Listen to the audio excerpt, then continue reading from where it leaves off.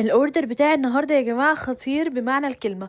اوردر ياسمين واختها الصغيره لمامتهم بمناسبه عيد الام. هي كانت بتقول اللي كانت الظروف مش كويسه ومامتها كانت مسافره، واخيرا الظروف اتحسنت وهتقدر اللي هي تهديها اوردر من عندنا. اللهم بارك.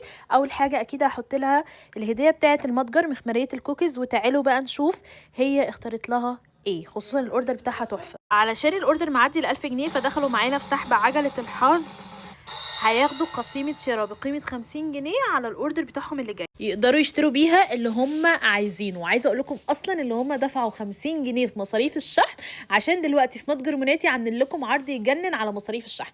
التوصيل لاي مكان ب 50 جنيه بس، ايا كانت قيمه الاوردر بتاعكم ايه. اول حاجه ما شاء الله طلبوا البوكس بتاع مسك العتيق. البوكس ما شاء الله زي ما انتم شايفين يجنن يجنن يا بنات، عباره عن البادي لوشن حامل المسك، وكمان صابونه المسك، وكمان البادي سبلاي. واخدوا كمان ما شاء الله الشنطه بتاعه تيارا، هوريها لكم حالا من جوه. بصوا ما شاء الله البوكس بيكون عباره عن ايه، عباره عن البادي سبلاش، البرفيوم، صابونه الحواجب، والرول اون بريحه تيارا. وكمان طلبوا بوكس ذا بادي شوب ال8 قطع اللي بيكون عباره عن 4 سبلاش و4 حمره، وعلى فكره نازل في عروض ال 250 جنيه. وبصوا بقى يا بنات ما شاء الله القمر ده طلبوا مجموعه العروسه اللي بتكون عباره عن 2 شاور جل و2 لوش. المجموعه دي نازله بسعر يجنن، اوعوا تفوتوها. وبصوا طلبوا ايه كمان، طلبوا البوكس ده بتاع يارا نازل بسعر تحفه، وبجد يعني مش هتكلم عنه عشان هو بجد نازل بسعر خطير وكيوت، يعني هو شكله بوكس كيوت. واخدوا كمان عرض ماسكات اوفونا اللي هو لو اشتريتوا اي قطعتين